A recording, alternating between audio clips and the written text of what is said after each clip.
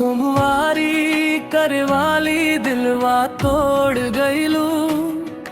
भोले बाबा के कसमें हमके छोड़ गईलू।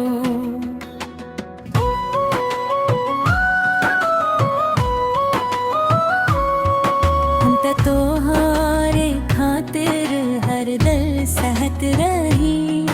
तू त हमर जीते जी मौत दे गईलू। भोले बाबा से रोजे तोरे नाम मंगनी। मंदिर में रो रो के प्यार के शाम मंगनी। हो बेवफा बनके सपना मोड़ गईलू। हंसत हंसत हमरा दिल के तोड़ गईलू। सोमवारी करवाली दिलवा तोड़ गईलू। भोले बाबा के कसमें हमके छोड़ गईलू।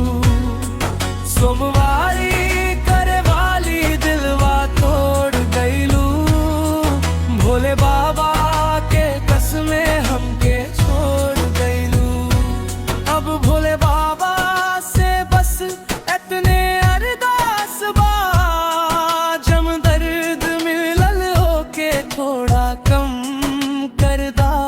ओकर खुशी लिखदा चाहे हम रोई उम्र भर।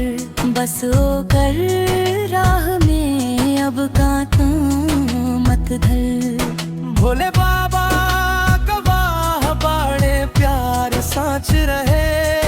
किस्मत हरार गईल दिल आजो करे साथ रहे।